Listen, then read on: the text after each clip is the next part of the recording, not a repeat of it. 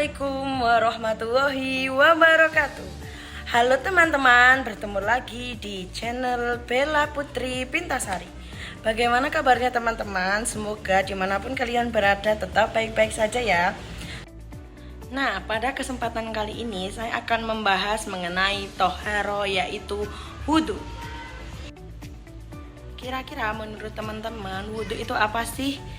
Dan bagaimana ketentuan-ketentuan yang benar sesuai dengan syariat Islam wudhu itu, dan gerakan wudhu yang benar seperti apa? Mari kita simak bersama-sama.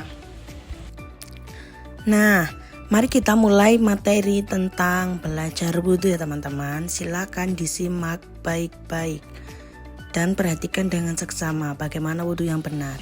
Sebelum itu kita harus tahu dulu apa itu wudhu. Nah, wudhu merupakan salah satu di antara cara untuk menghilangkan hadas, yaitu hadas kecil. Wudhu biasanya dilakukan sebelum ibadah yang mengharuskan adanya kebersihan dan kesucian dari hadas kecil.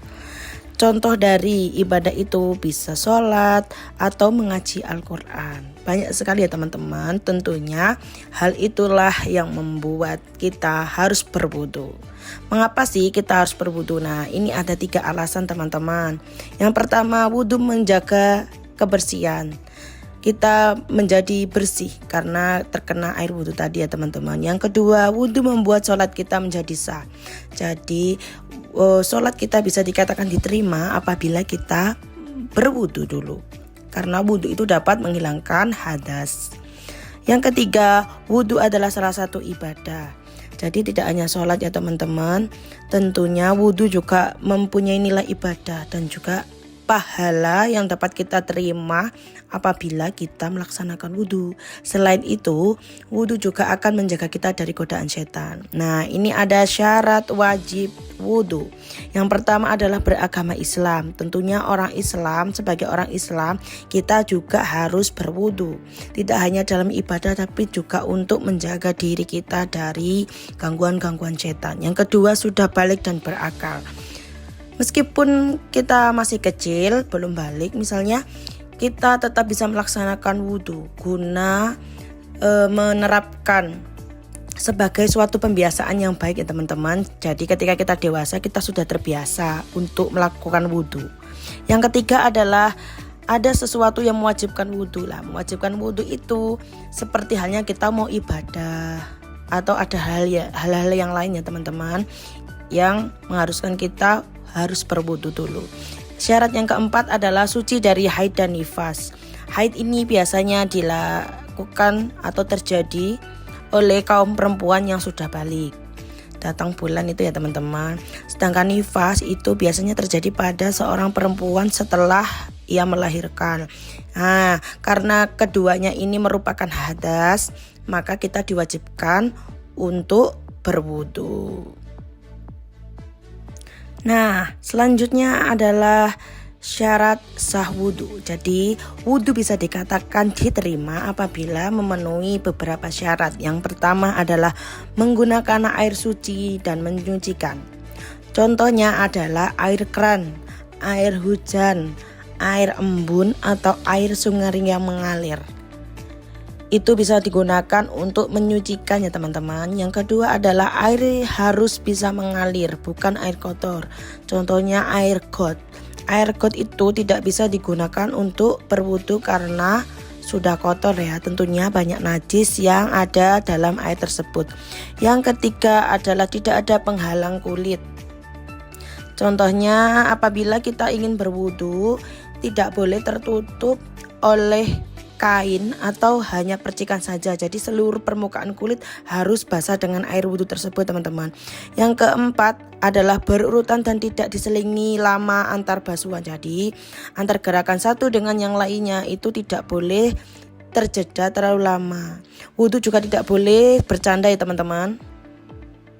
Nah, ini adalah anggota tubuh yang wajib dibasuh ketika wudhu. Yang pertama adalah wajah. Wajah ini harus dibasuh seluruh wajah tanpa terkecuali ya teman-teman. Tidak boleh ada yang masih kering. Jadi dipastikan untuk wajah harus terkena air seluruhnya. Yang kedua adalah tangan sampai siku. Jadi tidak hanya ujung jari saja, tapi sampai ke siku harus basah dengan air wudhu. Yang ketiga adalah sebagian kepala, biasanya ada di ujung rambut di tengah kepala ini ya teman-teman. Yang keempat adalah kaki sampai mata kaki. Jadi tidak boleh hanya terkena percikan saja, harus dipastikan kaki ini basah sampai mata kaki. Atau kalau misalnya kalian takut tidak sah, boleh dilebihkan sampai atasnya ya teman-teman.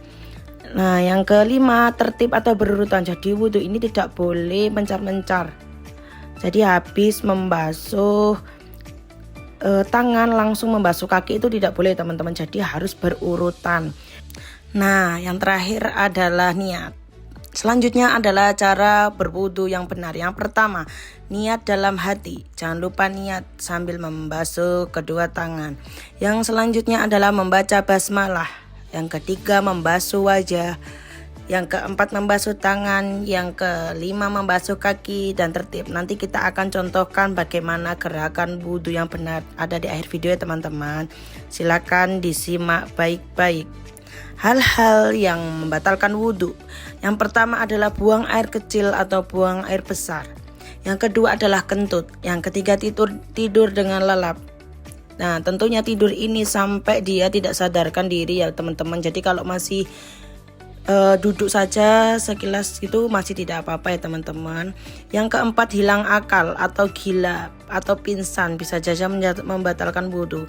Yang terakhir adalah menyentuh kemaluan dengan telapak tangan meskipun tidak sengaja, ini tetap batal ya teman-teman. Nah, dengan penjelasan tadi, yuk kita jaga wudhu kita supaya sholat kita bisa diterima.